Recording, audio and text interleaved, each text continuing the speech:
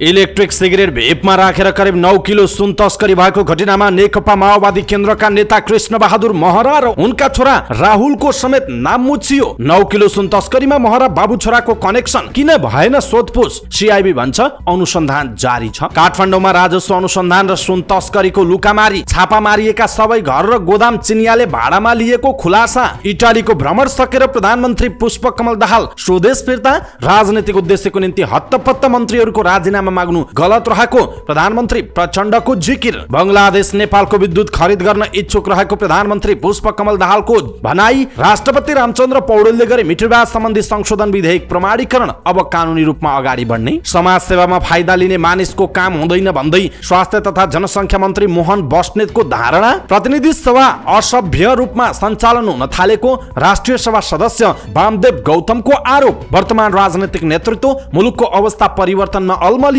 राष्ट्रिय सभा अध्यक्ष गणेश प्रसाद तिमिल सिन्हाको धारणा। स्टार्टअप उद्यममा लगानी गर्न सरकारले बजेट मार्फत विशेष जोड दिएको अर्थमन्त्री डाक्टर प्रकाश सावण महतको जिकिर। गणपूरक संख्या नपुगेपछि संसदीय समितिको बैठक बस्नै सकेन। निर्वाचन कानूनको मस्यौदा संविधानको प्रावधान विपरीत रहेको भन्दै मुद्दा हाल्ने तयारी। बहुमत ल्याउने ल्याकत अरू पार्टीहरूसँग छैन, नेकपा एमाले मात्रैसँग बहुमत ल्याउने ल्याकत रहेको नेकपा एमालेका सचिव योगेश भट्टराईको जिकिर। मध्यावधि भए होस् तर संविधान नमरोस् भन्न किन नसकेको हो भन्दै गठबन्धन प्रति नेपाल समाजवादी पार्टीका अध्यक्ष बाबुराम भट्टराईको प्रश्न। राष्ट्रिय प्रजातन्त्र पार्टीको केन्द्रीय कार्यालय हटाउन काठमाडौँ महानगरपालिकाले गर्यो माइकिङ। कोशी प्रदेश प्रमुखद्वारा सरकार गठनका लागि आह्वान। काम चलाउ मुख्यमन्त्री बारे कोशीमा अन्यल, एयरपोर्टमा गाडी नपठाएपछि हिक्मत निवासतिर लागि। अधिवक्ता शीतल पाण्डे विरुद्ध पक्राउ पूर्जी जारी। नेपाल बार काउन्सिलले हरिचन्द्र सुवेदीको अधिवक्ता लाइसेन्स 1 वर्षका लागि निलम्बन गर्यो। मध्य पहाडी लोकमार्ग आयोजनाका इन्जिनियर हरिकुमार पोखरेल बलात्कारको आरोपमा पक्राउ।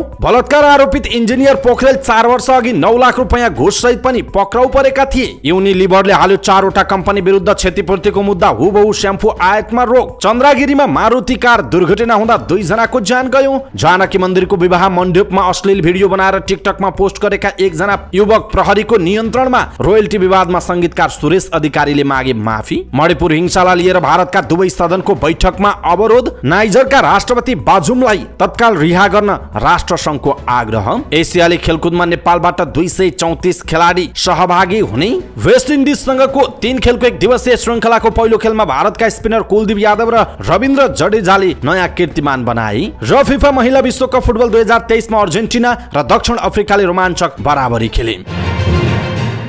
दर्शक महानुभाव नमस्कार, समाचारपाटी.com को न्यूज बुलेटिनमा यहाँलाई हार्दिक स्वागत छ। म प्रहलाद चन्द्र घिमिरे। सदाको चाहिँ आज पनि हामी उपस्थित भएका छौँ आज दिनभरिका मुख्य समाचार, ब्रेकिङ न्यूज अपडेट लगायत मलाई काम लाग्ने हेर्नै पर्ने महत्त्वपूर्ण समाचारहरू लिएर। हाम्रो मेहनतका लागि यो भिडियोमा एउटा लाइक अवश्य गर्नुहोला। दर्शक महानुभाव पलपलको न्यूज अपडेटका लागि हाम्रो च्यानललाई तपाईले अहिलेसम्म सब्स्क्राइब गर्नुभएको छैन भने कृपया सब्स्क्राइब गर्नुहोस् अनि नजिकै आउने बेल आइकनलाई क्लिक गर्नुहोला। दैनिक रूपमा हेर्नुहुन्छ भने रेगुलर भनेर लेख्नुहोला। आज पहिलो चोटि हो भने फर्स्ट टाइम भनेर लेखिदिनुहोला। देशभित्र हुनुहुन्छ भने आफू रहेको गाउँ ठाउँ सहर जिल्लाको नाम लेख्नुहोला। विदेशमा हुनुहुन्छ भने कुन देशबाट हामीलाई हेरिरहनु भएको छ त्यो कुरा तलको कमेन्ट बक्समा कमेन्ट गर्नुहोला। आउनुहोस् दर्शक महानुभाव आजका मुख्य समाचार सुरु गरौँ। 9 किलो सुन तस्करीमा कृष्ण बहादुर महराका बाबु छोराको कनेक्सन किन भएन सोधपुछ, अनुसन्धान जारी छ भन्दै सीआईबीले भनेको प्रसङ्गबाट।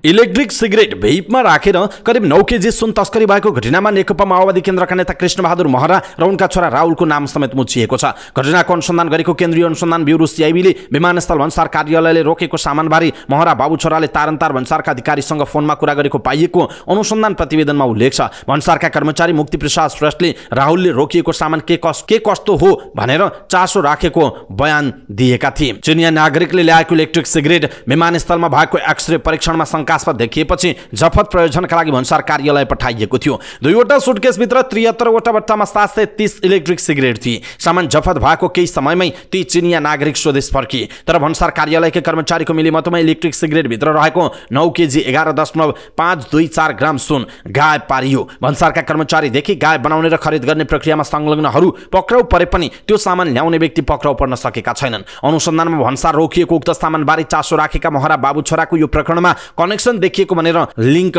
चार्ट समेत सिआइबीले प्रतिवेदनमा पेश गरेको थियो। तर मोक्तीले महरा बाबु छोराले रोकिएको सामान छुटाउन दबाब दिएको भनेर बयान दिएको पाइएन। त्यसैले उहाँहरूलाई अनुसन्धानमा तान्न सकिने अवस्था भएन। सामानका मालिकहरू पक्राउ पर्दा मात्र उनीहरूको संलग्नताबारे भन्न सकिने अवस्था थियो, सिआइबीका उच्च अधिकारी भन्छन्। अनुसन्धानमा नल्याइएका व्यक्तिलाई किन लिङ्क चार्टमा समावेश गरिएको हो भन्ने ती अधिकारी फोन सम्पर्कमा देखिएका व्यक्तिलाई चार्टमा देखाइनु स्वाभाविक भएको बताउँछन्। यो घटनामा महरा बाबु छोरा मात्र होइन, चिनिया नागरिक र भारतीय नागरिक पनि प्रतिवादी बनाइएको छैन। यसको मतलब यो अनुसन्धान अझै सकिएको छैन। पक्राउ परेका बखत पूरक अभियोग पत्र फेरि लगिनेछ। प्राविधिक अनुसन्धानमा सम्पर्क रहेका व्यक्तिलाई लिङ्क चार्टमा हटाउन नमिल्ने सिआइबी स्रोत बताउँछ। यदि त्यसरी हटाइयो भने प्रहरीले जोगायो भन्ने आरोप लाग्छ। लिङ्कमा देखिएका व्यक्तिलाई चार्ट बाहिर राख्न पनि मिल्दैन, सिआइबीका अधिकारीले भनेका छन्। भन्सारमा जफत प्रयोजनका लागि ल्याइएको इलेक्ट्रिक सिगरेट भित्र रहेको सुन गायब बनाइएको पाइएपछि विमानस्थल भन्सार कार्यालयले अनुसन्धानको जिम्मा सिआइबीलाई दिएको थियो। सिआइबीले पक्राउ गरेकोमा सुन ल्याउने गिरोहका कोही पनि छैनन्। सुन ल्याउने गिरोहका कसैलाई पनि प्रतिवादी बनाइएको छैन। सुन गायब बनाउने र गायब बनाएको सुन खरिद गर्ने समूह मात्र अनुसन्धानको दायरामा आएको छ। नेपालमा त्यसरी इलेक्ट्रिक सिगरेटमा सुन ल्याउने गिरोहमाथि अनुसन्धान जारी नै छ। सिआइबी स्रोतले भनेको छ हाल प्रतिवादी बनाइएका 9 जना मध्ये 3 जना फरार छन्। 6 जना मध्ये 5 जनालाई पूर्वपक्षका लागि कारागार चलान गरिएको छ। 1 जना भने छुटेका छन् भनेर सिआइबीले भनेको छ। दर्शक महानुभाव, यसप्रति तपाईँको धारणा के छ? आफ्नो धारणा तलको कमेन्ट बक्समा कमेन्ट गर्नुहोला। 9 किलो सुन तस्करीमा कृष्णबहादुर महरा बाबु छोराको कनेक्सन छ, तर सोधपुछ भएको छैन। सिआइबी भन्छ अनुसन्धान जारी छ, रोकिएको छैन। यसप्रति तपाईँ के भन्नुहुन्छ? आफ्नो कुरा तलको कमेन्ट बक्समा कमेन्ट गर्नुहोला। राजस्व अनुसन्धान विभागले गत साउन 2 गते विमानस्थल भन्सार कार्यालयबाट 1 क्विन्टल सुन समातेपछिका एक साता काठमाडौँमा विभाग र तस्कर बीच लुकामारी चलिरहेको छ। यस बीचमा यो काण्डमा जोडिएका 17 जना पक्राउ मात्र परेका छैनन्। सुन तस्करीका लागि प्रयोग भएका घर र गोदाममा पनि राजस्व अनुसन्धानले छापा मारेको छ। त्यसक्रममा सुन तस्करीका लागि प्रयोग भएका घर र गोदामहरू मध्ये सबै नै चिनियाहरूले भाडामा लिएको पाइएको छ।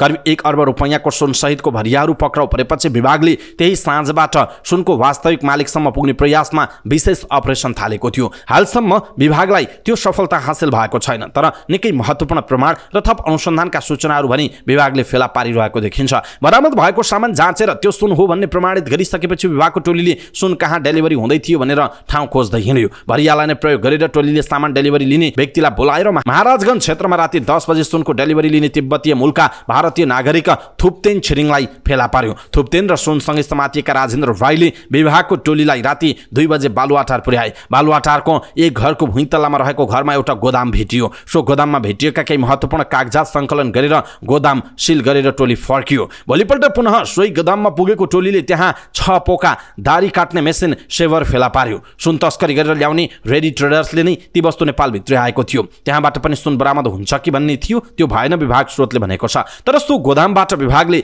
रेडी ट्रेडर्सले ठुलो मात्रामा विभिन्न वस्तुहरू नेपालभित्र ल्याउने गरेको विवरण भने फेला पार्यो। तस्करीमा संलग्न थप केही व्यक्तिको विवरण पनि बरामद भयो। साउनको 3 मा बालुवाटार छापा मारेपछि विभागको टोली लाजिमपाटको एक गोदाममा पुग्यो। प्राप्त सूचनाका आधारमा विभागले चिनियाले भाडामा लिएको घरमा छापा मारेको थियो, तर त्यहाँबाट कोही पनि व्यक्तिलाई समाउन सकेन। तर अनुसन्धानलाई सघाउने केही प्रमाण भने फेला पार्यो। विभागले मंगलबार पुनः लाजिमपाटको अर्को एउटा घरमा छापा हानेको छ। त्यहाँ पनि उल्लेख्य रूपमा कुनै प्रमाण भेटिएन। यसअघि गोदामहरूमा छापा हानिरहेको विभागले पहिलो पटक आवश्यक घरमा धरपकड गरेको थियो। बुधबार विभागले तेस्रो गोदामका रूपमा सोह्रखुट्टेको एक घरमा छापा मार्यो। त्यो छापाबाट भने विभागलाई ठूलो सफलता मिलेको एक अधिकारी बताउँछन्। बुधबारको छापापछि बरामद प्रमाणले संगठित रूपमा लामो समयदेखि हङकङ काठमाडौँ सुन तस्करी भइरहेको कुरालाई पुष्टि गरेको छ। विभागका एक अधिकारीले भनेका छन्। एक साताको लुकामारीपछि भने यो जालो अघिल्लो खुड्किलो धेरै टाढा नरहेको निष्कर्षमा पुगेको राजस्व विभागका अधिकारीहरूको दाबी रहेको छ। चिनियाको गोदाम र भाडाको घरमा छापा मारिएको छ। सुन तस्करी प्रकरणमा नाइके बारे अनेकन अड्कलमाजी भइरहेका बेला विभागले पछिल्लो एक सातामा 3 वटा गोदाम र एउटा घरमा छापा मारेको छ।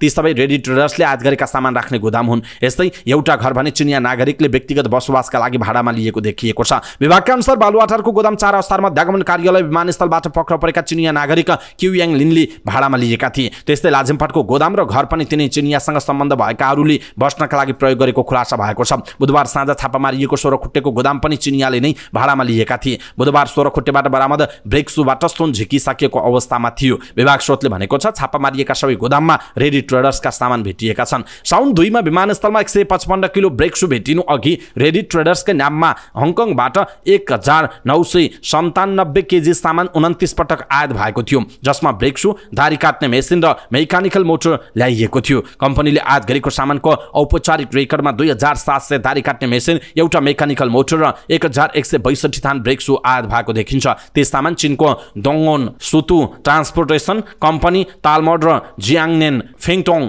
ट्रान्सपोर्टेसन कम्पनीले काठमाडौँ पठाएका थिए। काठमाडौँमा भाडामा लिएका घर तथा गोदाम सबै चिनियाले नै लिएको पाइनु र सामान पठाउने पनि चिनिया नै हुनुले पनि यो चिनिया तस्करहरूको सञ्जालले गरेको हो कि भन्ने आशंका जन्मिएको विभागका अधिकारीहरू बताउँछन्। त्यसो त बुधबार काठमाडौँबाट नरेश भनिने सुरेन्द्र तामाङलाई विभागको टोलीले पक्राउ गरे। नरेशले तस्करीमा जोडिएका चिनिया नागरिकलाई दोभाषीको काम गर्थे। राम्रोसँग चिनिया भाषा बोल्न जान्ने उनले काठमाडौँमा फेला परेका गोदाम र भाडाका घर चिनियालाई मिलाइदिएका थिए। यस्तो घर र गोदाम काठमाडौँमा धेरै हुन सक्ने विभागको अनुमान छ। भाडाका घर र कोठा खोज्दा सकेसम्म घरबेटी नभएको र मानिसहरूको चहल पहल कम हुने शान्त ठाउँमा हेर्ने गरेको पाइएको छ। चिनियाहरूले महँगो मूल्य तिरेर घर भाडामा लिने गरेको पनि विभागले पत्ता लगाएको छ। 1 क्विन्टल सुन प्रकरणमा बिहिबारसम्म सुन आयात गर्ने कम्पनीका सञ्चालक सहित 17 जना पक्राउ परेका छन्। तीमध्ये 1 तिब्बती मूलका भारतीय र 1 चिनिया नागरिक छन्। सुन तस्करीमा भरियाको काम गर्ने 9 जना नेपाली नागरिकलाई पनि विभागले नियन्त्रणमा लिएर अनुसन्धान गरिरहेको छ। यस्तै तस्करीको सुन जाँचपासमा संलग्न 3 भन्सार कर्मचारी र 3 जना भन्सार एजेन्ट पनि विभागको हिरासतमा रहेको जनाइएको छ। यसैबीच सोरखुट्टेमा गरिएको अपरेसनबाट विभागले ब्रेक सु, सुन निकाल्ने मेसिन, सुन तौलिने र सुनलाई आकार दिने मेसिन बरामद गरेको छ।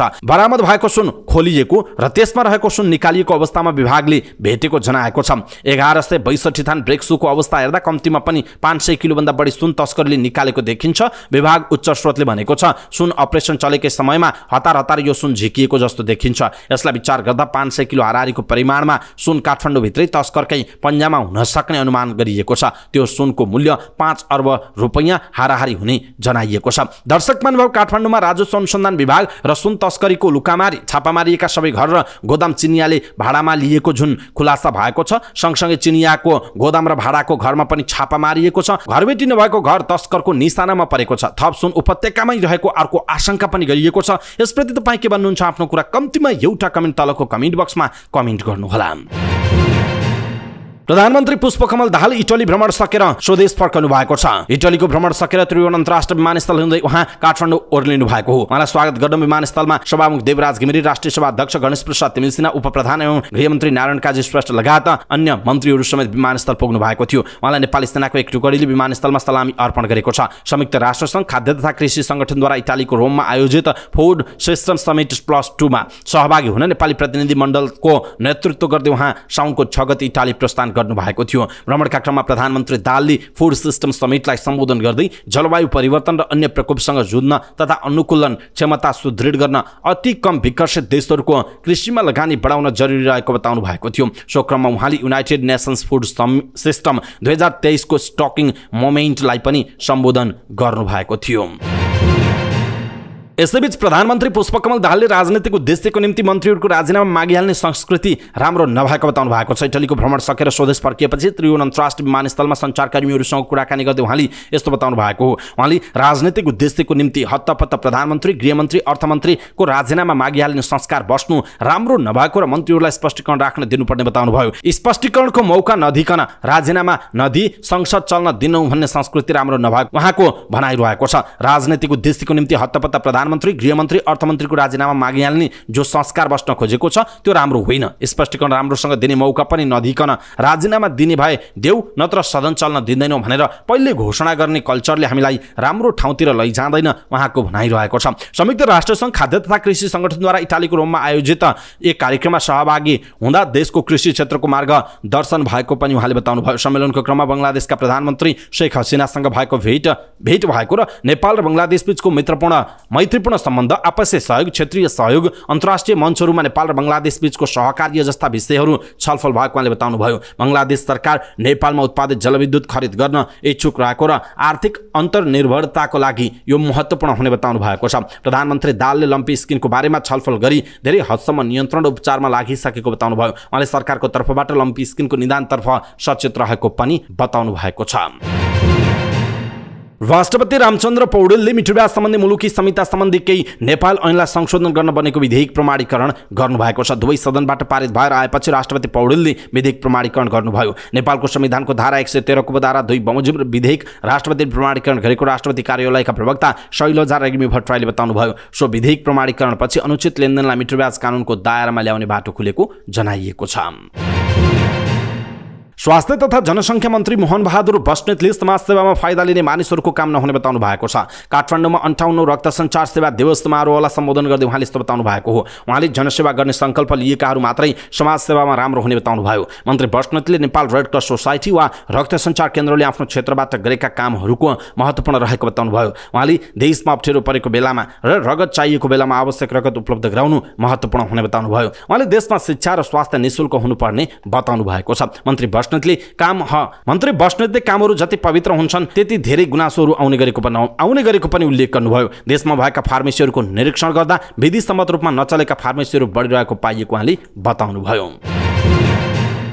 राष्ट्रिय सभा सदस्य वामदेव गौतमले प्रतिनिधि सभाभित्र असभ्यता अपसंस्कार र संस्कृतिहीन रूपमा सञ्चालन हुन थालेको बताउनु भएको छ। राष्ट्रिय सभा अन्तर्गतको दिगो विकास तथा सुशासन समितिको बैठकमा बोल्दै राष्ट्रिय सभा सदस्य गौतमले यस्तो आरोप लगाउनु भएको हो। उहाँले नेपालको संसद पहिलादेखि नै विवादित र नराम्रो किसिमले चल्ने गरेको भए पनि अहिले संसारका कुनै पनि संसदमा नहुने र इतिहासमा कहिल्यै नभएका संस्कृतिहीन गतिविधि भइरहेको बताउनुभयो। उहाँले सांसदहरू संसदको नियमावलीलाई बेवास्ता गरी जथाभावी रूपमा उठेर बोल्ने गरेको पनि बताउनुभयो। उहाँले एकजनाले मात्र पर्ने ठाउँमा 275 जना उठेर बोल्ने गरिएको टिप्पणी गर्नुभयो। उहाँले पुरानो संसद परित्याग गरेर समानुपातिक समावेशी प्रणालीमा आबद्ध गराएर नयाँ संसद बनाएको भन्दै पहिलाको भन्दा खराब रूपमा तल झरेर संस्कृतिहीन भएको बताउनुभयो। उहाँले पछिल्लो समय प्रतिनिधि सभा मात्रै नभएर राष्ट्रिय सभा पनि त्यस्तै हुन थालेको उल्लेख गर्नुभएको छ। उहाँले कुनै पनि पार्टीले सांसदहरूलाई लगाएर संसदको गतिविधि अवरोध गर्न नपाउने भन्दै संसद अवरोध गर्ने विषय नियमावलीमा समेत नभएको बताउनु भएको छ। उहाँले सांसदहरूले संसदमा आफ्नो विचार व्यक्त गर्ने मात्रै भएको भन्दै अन्य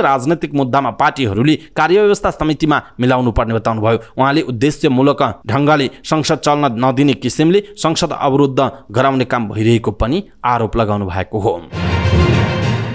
राष्ट्रिय सभाका अध्यक्ष गणेश प्रसाद तिमिल सिन्हाले वर्तमान राजनीतिक नेतृत्व मुलुकको अवस्था परिवर्तन गर्न अल्मलिएको बताउनु भएको छ। तिमिल सिन्हाले निरङ्कुशताका अनेक जन्जालहरूलाई तोड्दै वर्तमान र यसअघिका राजनीतिक नेतृत्वले सुन्दर सङ्घीय लोकतान्त्रिक गणतन्त्र नेपाल जस्तो शासन व्यवस्था ल्याउन महत्त्वपूर्ण योगदान दिए पनि नेपाली जनताको अवस्था परिवर्तन गर्न भने नसकेको तथ्य औल्याउनुभयो। यङ प्रोफेसनल फेलोशिप 2023ले शुक्रबार ललितपुरमा आयोजना गरेको कार्यक्रममा बोल्दै उहाँले आफूहरू र अघिल्लो पुस्ताको जीवन मुलुकको व्यवस्था परिवर्तनको आन्दोलनमा बितेको उल्लेख गर्दै युवा पुस्ताले मुलुकको अवस्था परिवर्तन गर्ने कामको जिम्मेवारी लिनुपर्ने बताउनुभयो। नेपाल स्वर्ग जस्तो भएको र त्यसको अवस्था परिवर्तनको जिम्मेवारी युवा पुस्ताले लिनुपर्ने अध्यक्ष तिमिल सिन्हाको भनाइ छ। उहाँले युवा पुस्तालाई नेतृत्वदायी भूमिकामा ल्याउन आफूले पहल कदमी लिँदै आएको जिकिर गर्दै त्यसलाई निरन्तरता दिइरहने प्रतिबद्धता पनि व्यक्त गर्नुभएको छ। अर्थमन्त्री डाक्टर प्रकाश शरण महतले इनोभेसन नलेजलाई लगानी गर्न सरकारले बजेट मार्फत विशेष जोड दिएको बताउनु भएको छ। उद्योग परिसंघ युवा उद्यमी मञ्चको वार्षिक साधारण सभामा बोल्दै अर्थमन्त्री महतले यस्तो बताउनु भएको हो। उहाँले स्टार्टअप उद्यम मार्फत नेपालमा सफ्टवेयर उत्पादन गर्नेहरूलाई राज्यले बजेट मार्फत एक किसिमको अनुदानको व्यवस्था गरेको बताउनुभयो। उहाँले कोभिड-19 पछि नेपाली युवाहरू टेक्नोलोजीको क्षेत्रमा नयाँ टेक्नोलोजी उत्पादन गरेको बताउनुभयो। उहाँले युवाहरूसँग सिप तथा क्षमता हुने बताउँदै उद्यमी बनाउन स्टार्टअप फन्डको व्यवस्था समेत सरकारले गरेको बताउनुभयो। उहाँले युवा उद्यमीहरूले टेक्नोलोजी क्षेत्रमा लगानीका लागि सहयोग खोजेको भन्दै सफ्टवेयरहरू उत्पादन गर्नेहरूलाई प्रोत्साहन गर्ने नीति सरकारको रहेको पनि बताउनुभयो। उहाँले सरकारले स्टार्टअप उद्यमीहरूले गरेको आम्दानीमा 50% कर छुट गरेको पनि बताउनुभयो। उहाँले अन्य क्षेत्रहरू भन्दा अहिले टेक्नोलोजी क्षेत्रमा राम्रो अवसर भएको पनि बताउनु भएको छ। प्रतिनिधि सभा अन्तर्गतको सार्वजनिक लेखा समितिको बैठक गणपूरक संख्या नपुगेपछि स्थगित भएको छ। शुक्रबारका लागि बोलाइएको सार्वजनिक लेखा समितिको बैठक कोरम पुग्न नसक्दा बस्न नसकेको हो। 26 सदस्यीय समितिमा कोरमका लागि 14 सांसद आवश्यक पर्नेमा 13 जना मात्र उपस्थित हुँदा समितिको बैठक स्थगित भएको हो। बैठक बिहान 11:30 बजे सिंहदरबार स्थित समितिको बैठक कक्षमा बोलाइएको थियो, तर सांसदहरू उपस्थित हुन नसक्दा बैठक बस्दै नबसी स्थगित भएको जनाइएको छ।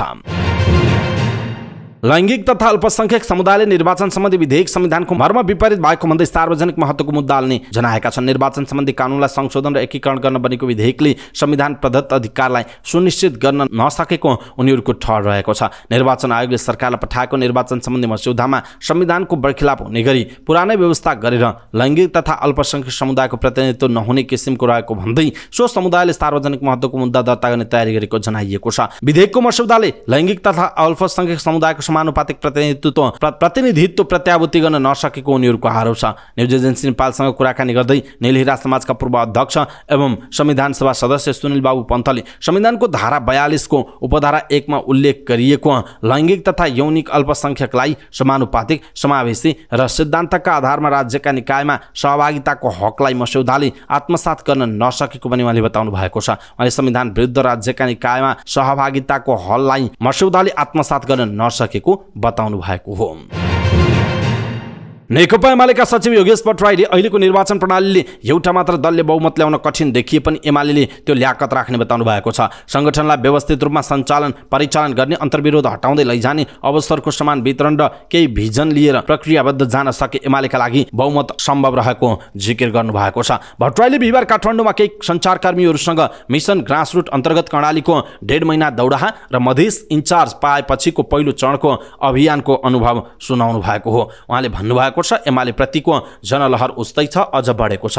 यसअघि 2/3 नजिकको अवसरलाई हामीले सदुपयोग गर्न सकेनौं। अहिलेको निर्वाचन प्रणालीले निश्चित दललाई बहुमत दिने विषय जटिल भए पनि मेहनत गर्दा एमालेले मात्र त्यो सक्छ। 84 को मिसनमा सम्पूर्ण पार्टी पंक्ति योजनाबद्ध ढङ्गले लाग्न जरुरी छ। बहुमतका लागि मधेससँग धेरै सिट भएकाले त्यो महत्त्वपूर्ण हुने भएकाले पार्टीले त्यहाँको आर्थिक सामाजिक पूर्वाधार लगायतको विकास र जनतासँग प्रत्यक्ष जोडिएर विशेष गतिविधि चलाउनु पर्नेमा नेता भट्टराईको जोड रहेको छ। उहाँले केहीले सेन्टिमेन्ट बटुल्न निर्वाचन प्रणाली फेर्ने, संघीयता खारेजी, धर्मनिरपेक्षता विरुद्ध कुरा गरे पनि त्यो अहिले असम्भव रहेको बताउनु भएको छ। दर्शक महानुभाव, एमाले सचिव योगेश भट्टराईको भनाइ तपाईलाई कस्तो लाग्यो आफ्नो कुरा तलको कमेन्ट बक्समा कमेन्ट गर्नुहोला। नेपाल समाजवादी पार्टीका अध्यक्ष डाक्टर बाबुराम भट्टराईले सत्ता गठबन्धन दलबाट संविधानको रक्षा नभएको टिप्पणी गर्नुभएको छ। कोशी सरकारको सन्दर्भलाई लिएर अध्यक्ष भट्टराईले रक्षक नै भक्षक बनेको टिप्पणी गर्नुभएको छ। उहाँले ट्विटरमा लेख्नु भएको छ, 1 नम्बर प्रदेशको नामाकरण ठिक भएन। त्यहाँ जानी जानी केन्द्रका सत्ताधारी नेताहरूले बल प्रयोग गरेर प्रदेश सरकार निर्माणमा संविधानको ठाडो उल्लङ्घन गरेकै हुन्। त्यसलाई सच्याएर सर्वोच्च अदालतले संविधान र राजनैतिक नैतिकताको रक्षा गर्न योगदान पुर्याएकोमा सम्मानित अदालत धन्यवादको पात्र छ। उहाँले लेख्नु भएको छ। प्रदेश 1 को नामाकरण पनि सही नभएको उहाँको तर्क छ। उहाँले भन्नुभएको छ, तर गम्भीर कुरा के भने यो संविधानका निर्माताहरू नै आफ्नो क्षुद्र दलीय र गुटियर निजी स्वार्थ निम्ति संविधान मिच्छन् र मिच्न लगाउँछन् भने संविधानको रक्षा कसले गर्छ? रक्षक नै भक्षक भनेपछि कसको के लाग्छ? उहाँको प्रश्न छ। एकपटक आफ्नो सरकार नबनोस्, मध्यावधि चुनाव भए होस्, तर संविधान र लोकतन्त्र नमरोस् भन्न किन नसकेको भन्दै गठबन्धन दलहरूलाई उहाँले प्रश्न गर्नुभयो। आफू र आफ्नो दल हारेर पनि लोकतन्त्र, संविधान र देशले जितोस् भन्ने राजनेताहरूको जन्म कहिले होला? उहाँले थप्नु भएको छ। संघीय लोकतान्त्रिक गणतन्त्रको संविधान दुःख, त्याग र बलिदानले ल्याएको उल्लेख गर्दै अहिलेका सत्ताधारी नेताहरूको ध्यानाकर्षण पनि गराउनु भएको छ। काठमाडौँ महानगरपालिकाले राष्ट्रिय प्रजातन्त्र पार्टी राप्रपाको केन्द्रीय कार्यालय 3 दिनभित्र हटाउन माइकिङ गरेको छ। काठमाडौँको धुम्मारा स्थित राप्रपाको कार्यालय विद्युत प्रसारण लाइनको मुनि रहेको भन्दै आइतबारसम्म हटाउन महानगरपालिकाले माइकिङ गरेको नगर प्रहरी प्रमुख राजुनाथ पाण्डेले जानकारी दिनुभयो। राप्रपाको कार्यालय आइतबारसम्म हटाउनु पर्ने भनेका छौं। निर्णय अटेर गरेमा महानगरपालिकाले आफै भत्काउनेछ उहाँले भन्नुभएको छ। महानगरपालिकाले 2079 असोजको 13 गते पनि कार्यालय हटाउनु पर्ने भन्दै सूचना टाँस गरेको थियो। अघिल्लो वर्ष हटाउने निर्णय प्रक्रियामा रहेकाले सूचना टाँसेर माइकिङ गरेका थियौं। यो पटक पनि निर्णय नै भइसकेको छ, पाण्डेले भन्नुभएको छ। राप्रपा स्रोतका अनुसार दिल विकास राज भण्डारीले पार्टी कार्यालय बनाएर तत्कालीन राप्रपा नेपाललाई दिनुभएको थियो। उहाँले पत्नी शशिकला राज भण्डारीको स्मृतिमा बनाएको भवन 12 आना जग्गामा 6500 वर्ग फिटमा फैलिएको जनाइएको छ।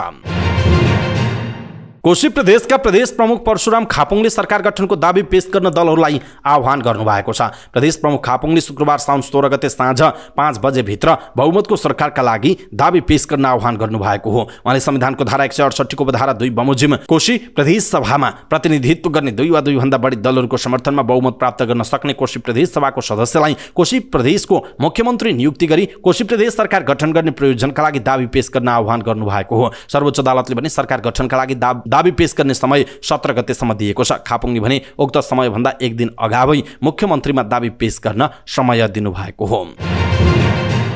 सर्वोच्च अदालतको फैसलाको पूर्णपाठ आई नसकेको बहाना बनाएर मुख्यमन्त्री र मन्त्री परिषदको कार्यालयका कर्मचारीले एमाले संसदीय दलका नेता हिक्मत कुमार कार्कीलाई काम चलाऊ मुख्यमन्त्रीको रूपमा पद बहाल गराउन अटेट गरेका छन्। सर्वोच्चको आदेशसँगै आफू काम चलाऊ मुख्यमन्त्री भएको दाबी गर्दै कार्की मुख्यमन्त्री कार्यालय जाने तयारीमा थिए। तर पूर्णपाठ नआएको भन्दै मुख्यमन्त्री कार्यालयका कर्मचारीले पद बहाल गर्ने तयारी नगरेपछि कार्की मन्त्रालय नगई निवास गएका छन्। उनी आजै काठमाडौँबाट विराटनगर गएका हुन्। उनी विराटनगर पुग्दा मुख्यमन्त्री कार्यालयले गाडी समेत पठाएको थिएन। उनी एमाले संसदीय दलको नेताको रूपमा दिइएको गाडी लिएर निवास गए। उनीसँगै आएका तत्कालीन सामाजिक विकास मन्त्री बुद्धिबहादुर राज भण्डारीलाई समेत मन्त्रालयले गाडी पठाएको थिएन। बिहिबार सर्वोच्चले मुख्यमन्त्री उद्धव थापाको नियुक्ति खारेज गरेसँगै काम चलाऊ सरकारको मुख्यमन्त्री हिक्मत कार्की भएको प्रतिवादीका तर्फबाट बहस गर्ने कानुन व्यवसायीहरूले बताएका छन्। उद्धव थापा प्रदेश प्रमुख र सभामुखको तर्फबाट बहस गरेका कानुन व्यवसायी रमण श्रेष्ठले समेत काम चलाऊ सरकारको मुख्यमन्त्री हिक्मत कार्की हुने भन्दा समेत मुख्यमन्त्री कार्यालयका कर्मचारीले अहिलेसम्म पद बहालीको तयारी गरेका छैनन्। कार्की वा थापा मध्ये कसलाई काम चलाऊ मुख्यमन्त्री मान्ने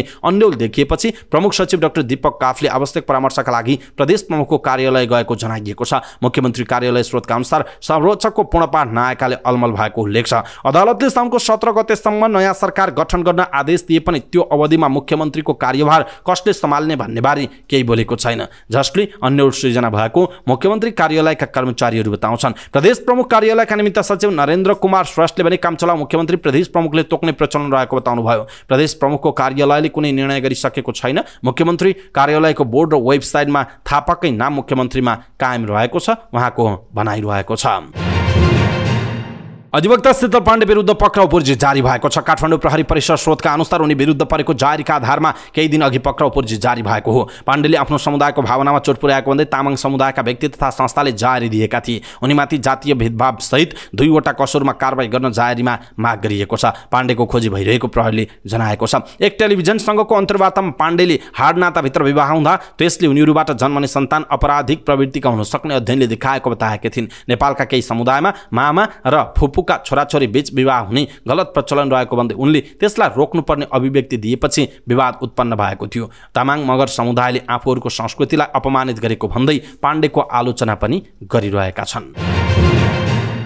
नेपाल बार काउन्सिलले हरिचन्द्र सुवेदीको अधिवक्ता लाइसेन्स 1 वर्षका लागि निलम्बन गरेको छ। सुवेदीलाई 1 वर्षसम्म कानुन व्यवसाय गर्न नपाउने गरी उनको लाइसेन्स निलम्बन गरिएको बार काउन्सिलले जनाएको छ। अनुशासन विपरीत काम गरेको पाइएपछि लाइसेन्स निलम्बन गरिएको बार काउन्सिलले उल्लेख गरेको छ। नेपाल बार काउन्सिलका सचिव भानदेव जोशीले वारेसनामाका लागि छोडेको कागजलाई अन्य प्रयोजनका लागि प्रयोग गरेका कारण लिखत छोडेका व्यक्तिले 30 लाख रुपैयाँ तिर्नु परेको अवस्था देखियो। जोशीले भने सुवेदी विरुद्ध उजुरी परेपछि बार काउन्सिलले छानबिन अगाडि बढाएको थियो।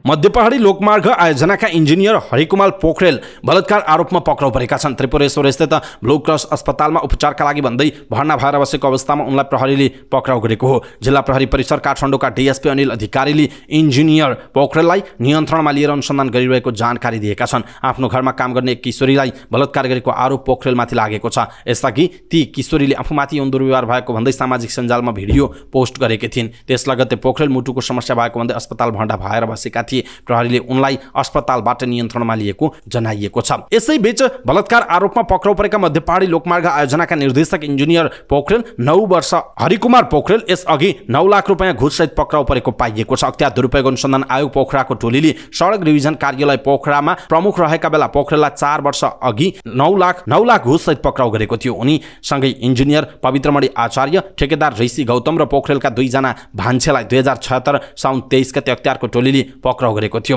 सडक डिभिजन कार्यालय पोखरा अन्तर्गत सडक निर्माणको ठेक्का मिलाइदिन भनी जीएमआर निर्माण सेवाका ठेकेदार ऋषि गौतमले पोखरेलको निवासमा पुगेर 9 लाख रुपैयाँ घुस दिएका थिए। घुसको सेटिङ मिलाउने काम सडक डिभिजनकै इन्जिनियर पवित्रमणि आचार्यले गरेका थिए। 2 जना भान्सेलाई पैसा ओसार प्रसारमा संलग्न रहेको भन्दै नियन्त्रणमा लिएको थियो। अख्तियारले इन्जिनियर पोखरेल सहितलाई भ्रष्टाचार निवारण ऐन 2059 को दफा 3 को उपदफा 1 र दफा 3 को उपदफा 1 को अध्याय 9 बमोजिम सजाय गरी बरामद भएको 7 लाख सोही ऐनको दफा 3 को उपदफा 1 बमोजिम जफत हुन समेत माग दाबी गर्दै विशेष अदालतमा काठमाडौँमा 2076 भदौ 13 मा मुद्दा दायर गरेको थियो। 2078 चैतपछि उनले विशेष अदालतबाट सफाई पाएका थिए। एक युवतीले बलात्कारको आरोप लगाएपछि अनुसन्धानका लागि 52 वर्षीय पोखरेललाई पक्राउ गरिएको प्रहरीले जनाएको छ। ब्लू क्रस अस्पतालमा उपचारका क्रममा उनलाई प्रहरीले पक्राउ गरेको जनाइएको छ। दर्शक महानुभाव, यसप्रति तपाईँ के भन्नुहुन्छ? आफ्नो कुरा तलको कमेन्ट बक्समा कमेन्ट गर्नुहोला। नेपालमा नक्कली वा उस्तै वस्तु बिक्री हुने कुरा सामान्य जस्तै भइसकेको छ। सक्कली वस्तु उत्पादन गर्ने कम्पनी वा फर्मले थाहा पाए भने उद्योग विभागमा गएर उजुरी हाल्ने गरेका छन्। अहिले युनिलिभर नेपालले आफ्नै जस्तै वस्तु उत्पादन र विदेशबाट आयात गरेर विभिन्न 4 कम्पनीले बिक्री गरेको भन्दै उद्योग विभागमा मुद्दा परेको छ। युनिलिभरले Kamana creation trailers, A&A cosmetic, William business organisation र दिव्या इम्पेक्स विरुद्ध मुद्दा हालेको छ। उसले आफ्नो जस्तै उत्पादन नेपालमा अन्य कम्पनीले उत्पादन गर्ने र विदेशबाट ल्याएर बेच्ने गरेको भन्दै असार 13 गते उद्योग विभागमा उजुरी दिएको हो। उक्त उजुरीपछि विभागले असारको 27 गते ती कम्पनीहरूलाई उत्पादन र आयात गरेर बिक्री नगर्न आदेश दिएको छ। युनिलिभरले Taylors, A&A cosmetic, William business organisation र दिव्या इम्पेक्स विरुद्ध क्षतिपूर्ति समेत माग गरेको छ। यी कम्पनीहरूले युनिलिभरले उत्पादन र बिक्री गर्ने अल क्लिनर, डोभ, सनसिल्क, क्लिनिक प्लस र लक्स लगायतको ट्रेडमार्क प्रयोग गरी कस्मेटिक वस्तु बिक्री गर्दै आएका छन्। उद्योग विभागका कानुन शाखाका प्रमुख दीपक घिमिरेले युनिलिभरले उत्पादन र बिक्री गर्ने जस्तै देखिने स्याम्पू आयात रोकेको बताउनुभयो। उहाँले भन्नुभयो, युनिलिभरको जुरी अनुसार विदेशबाट स्याम्पू आयात रोकेका छौँ। कुनै कम्पनीले स्याम्पू बिक्री गर्ने हो भने पनि युनिलिभरसँग लिएर बिक्री गर्नुपर्छ उहाँको भनाइरहेको छ। काठमाडौँको चन्द्रागिरी नगरपालिकामा मारुति कार दुर्घटना हुँदा 2 जनाको ज्यान गएको छ। 3546 नम्बरको कार चन्द्रागिरी 4 मा घाटमाथि दुर्घटना भएको जनाइएको छ। चालक 20 वर्षीय नवराज थोकर तामाङ र 45 वर्षीय अनिल तामाङको ज्यान गएको जनाइएको छ।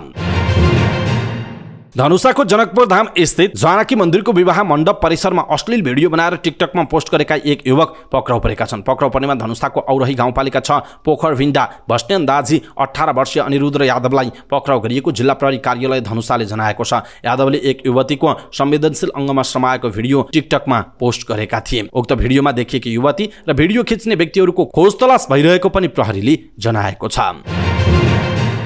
रोयल्टीलाई लिएर रेडियो प्रसारकसँग विवाद चर्किएपछि संगीतकार तथा रोयल्टी सङ्कलन समाजका अध्यक्ष सुरेश अधिकारीले माफी मागेका छन्। गत साउन 1 गते फेसबुकमा स्टाटस लेख्दै अधिकारीले बिना रोयल्टी स्रष्टाको सम्पत्तिमा लुटमार मच्चाएको भन्दै FM रेडियो विरुद्ध आक्रामक शब्दसहितको असन्तुष्टि भोगेका थिए। उक्त अभिव्यक्तिको विरोधमा साउनको 4 गते संयुक्त वक्तव्य जारी गर्दै 3 रेडियो प्रसारक संस्थाले अधिकारीका साङ्गीतिक कृति प्रसारण नगर्ने घोषणा नै गरे। विवाद चर्किँदै गर्दा रोयल्टीको पारदर्शितामाथि समेत प्रश्न उठाइएको थियो। अधिकारीले नेपालका रेडियो सम्बद्ध छाता संगठनहरू radio broadcasters forum Nepal, broadcasting association of Nepal, वान र सामुदायिक रेडियो प्रसारक सङ्घ एकोड्राबले सङ्गीत रोयल्टी नबुझाउन FM रेडियोलाई उक्साएको भन्दै त्यस्ता रेडियोको नवीकरण रोक्नेसम्मको चेतावनी दिएका थिए। शुक्रबार भने फेसबुकमा पुनः स्टाटस लेख्दै अधिकारीले क्षमा याचना गरेका छन्। अधिकारीले लेखेका छन्, कोही कसै व्यक्ति वा संस्थालाई तोकेर आरोप लान्छना वा आलोचना पनि मैले गरेको छैन। त्यो त एउटा स्रष्टाको रूपमा सङ्गीत रोयल्टीप्रति उहाँहरूको गलत धारणा र कार्यशैली प्रतिको आक्रोश मात्रै हो। तर यस पोस्टले आफूलाई लक्षित गरी एउटा सामाजिक व्यक्तित्वबाट प्रयोग गरिएको आलोचनाका भाषा अमर्यादित र अशोभनीय रहेको भनी रेडियो सम्बद्ध 3 संस्थाले जनाएको गम्भीर आपत्तिप्रति मेरो गहिरो ध्यान आकर्षण भएको छ। अझ सङ्गीत रोयल्टीप्रति उदार रहनुभएका केही मैले सम्मान गर्ने व्यक्तित्व समेत त्यस आलोचनामा मुछिएको अनुभूति गर्नुभएको कुराले म आफैलाई पनि दुखित तुल्याएको छ भन्नुभएको छ। अनि अगाडि लेख्नु भएको छ, आफ्नो पेशागत हक हितका लागि सङ्गठित भएर क्रियाशील रहनुभएका उहाँहरूप्रति व्यक्तिगत रूपमा मेरो सदैव सम्मान आधार छ र रहिरहनेछ। यदि आवेगवश व्यक्तिगत रूपमा प्रस्तुत मेरो शैली र मबाट व्यक्त भएका शब्दले कोही कसैलाई चित्त दुखेको छ वा आफ्नो व्यक्तित्वलाई धमिल्याएको छ भन्ने लाग्छ भने म सम्बन्धित सबैमा विनम्रतापूर्वक क्षमा याचना गर्दछु उहाँले भन्नुभएको छ। भारतको मणिपुरमा भइरहेको जातीय हिंसा नियन्त्रणका लागि पर्याप्त प्रयास नगरेको भन्दै भारतमा विपक्षी दलका सांसदहरूले दुवै सदनका बैठक अवरुद्ध गरेका छन्। विपक्षी सांसदहरूको अवरोधका कारण लोकसभा र राज्यसभा दुवै सदनका बैठक आउँदो सोमबारसम्मका लागि स्थगित भएको BBC हिन्दीले जनाएको छ। विपक्षी सांसदहरू इन्डिया फर मणिपुर लेखेका पर्चा हातमा बोकेर संसद बैठकमा प्रवेश गरेका थिए। उनीहरूले मणिपुरको अवस्था र त्यहाँको स्थिति नियन्त्रणका लागि भइरहेको प्रयासबारेमा प्रधानमन्त्री नरेन्द्र मोदी संसद बैठकमा आएर जवाफ दिनुपर्ने माग गरेका छन्। मणिपुरमा चलिरहेको जातीय हिंसामा 160 जना भन्दा धेरैले जान गुमाएका छन्। 60,000 भन्दा धेरै विस्थापित भएका छन्। पछिल्लो समय महिलामाथि दुर्व्यवहारका घटना बढेपछि अन्तर्राष्ट्रिय चासो पनि बढिरहेको छ। नाइजरका राष्ट्रपति मोहम्मद बाजुमलाई तत्काल रिहा गरी संवैधानिक व्यवस्था पुनर्स्थापित गर्न संयुक्त राष्ट्र संघले आग्रह गरेको छ। सैन्य कब्जाबाट आफूहरू स्तब्ध बनेको संयुक्त राष्ट्र संघका मानवाधिकार प्रमुख भोल्कर तुर्कले जारी गरेको विज्ञप्तिमा उल्लेख छ। उनले बिना शर्त राष्ट्रपति बाजुमलाई रिहा गरिनुपर्ने, सुरक्षा सुनिश्चित हुनुपर्ने तथा संवैधानिक व्यवस्था र विधिको शासन बहालीका लागि सबै प्रयास गरिनुपर्ने बताएका छन्। बाजुमलाई सैन्य गार्ड सदस्यले बुधबारदेखि नियामीमा बन्दी बनाएका छन्। लगत्तै उनीहरूले संविधान र सबै संस्थाहरू निलम्बन गर्ने, सीमाहरू बन्द गर्ने र रातको समयमा कर्फ्यू लगाउने घोषणा गरेका थिए। तर बन्दी बनेका राष्ट्रपति बाजुमले लोकतन्त्र जोगाउने प्रतिबद्धता व्यक्त गरेका छन्। सामाजिक सञ्जाल मार्फत उनले लोकतन्त्रका लागि लड्ने दृढता व्यक्त गरेका हुन्। अफ्रिकी र अन्तर्राष्ट्रिय सङ्गठनले नाइजरमा भएको सैन्य विद्रोहको निन्दा गरेका छन्। चीनको हङझाओमा हुने 19औं एसियाली खेलकुद प्रतियोगितामा नेपालबाट विभिन्न 29 खेलमा 234 जना खेलाडी सहभागी हुने भएका छन्। ललितपुरको 7 बाटोमा रहेको अन्तर्राष्ट्रिय खेलकुद परिसरमा बिहिबार भएको 19औं एसियाली खेलकुदको तयारी तथा सहभागिता सम्बन्धमा राष्ट्रिय खेल संघको छलफल कार्यक्रममा राष्ट्रिय खेलकुद परिषद राखेपका सदस्य सचिव टङ्कलाल घिसिङले नेपालले 234 जना खेलाडी सहभागी गराउने जानकारी दिनुभयो। सदस्य सचिव घिसिङले एसियाली खेलकुदमा नेपालको सहभागिताका लागि 24 करोड रुपैयाँ माग गरेकोमा 21 करोडको सहमति प्राप्त भइसकेको र का लागि प्रयास भइरहेको बताउनुभयो। उहाँले आवश्यक पर्ने खेल सामग्रीको तुरुन्त विवरण तयार गरी प्रक्रिया अगाडि बढाउन सचिवालयलाई निर्देशन पनि दिनुभएको छ। 19औं एसियाली खेलकुद आउँदो असोज 6 गतेदेखि सुरु हुने जनाइएको छ।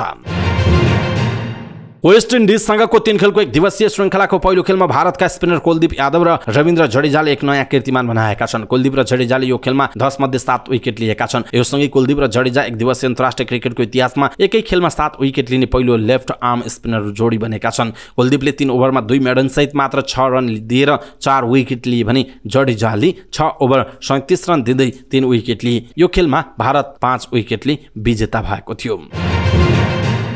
र फिफा महिला विश्वकप फुटबल 2023 मा अर्जेन्टिना र दक्षिण अफ्रिकाले रोमाञ्चक बराबरी खेलेका छन्। शुक्रबार बिहान न्युजिल्यान्डको फोर्सिथ बार स्टेडियममा भएको खेलमा अर्जेन्टिना र दक्षिण अफ्रिकाले 2-2 गोलको रोमाञ्चक बराबरी खेल्दै अङ्क बाँडेका हुन्। खेलमा दक्षिण अफ्रिकाले 2 गोलको अग्रता लिएको थियो, तर अर्जेन्टिनाले 5 मिनेटको अन्तरमा 2 गोल गर्दै खेल बराबरीमा ल्याउन सफल भएको हो। दक्षिण अफ्रिकाका लागि लिन्डा मोथलुले खेलको 30औं र थेम्बी केगटलानाले 66 मिनेटमा गोल गरिन्। अर्जेन्टिनाका लागि सोफिया ब्राउनले 74औं र रोमिना नुनेजले 79 मिनेटमा गोल गरिन्। यो बराबरीसँगै दक्षिण अफ्रिका 2 खेलमा 1 अङ्कसहित समूह जी को तेस्रो स्थानमा छ। अर्जेन्टिना उतै नै खेलमा समान अङ्कसहित चौथो स्थानमा रहेको जनाइएको छ। हवस् त दर्शक महानुभाव, समाचारपाटी.com को न्यूज बुलेटिन अहिलेका लागि यति नै। हामीले प्रस्तुत गरेका यी समाचारहरूप्रति तपाईँको धारणा के छ, आफ्नो धारणा तलको कमेन्ट बक्समा कमेन्ट गर्नुहोला। हाम्रो मेहनतका लागि यो भिडियोमा एउटा सानो लाइक अवश्य गर्नुहोला। दर्शक महानुभाव, पलपलको न्यूज अपडेट हेर्नका लागि हाम्रो च्यानललाई तपाईँले अहिलेसम्म सब्स्क्राइब गर्नुभएको छैन भने कृपया सब्स्क्राइब गर्नुहोस् अनि नजिकै आउने बेल आइकनलाई क्लिक गर्नुहोला। समाचारपाटी.com को न्यूज बुलेटिन नेपाली समय अनुसार भोलि बिहान 5 बजे लिएर फेरि हामी उपस्थित हुनेछौँ। पलपलको न्यूज अपडेटका लागि समाचारपाटी हेर्दै गर्नुहोस्। नमस्कार।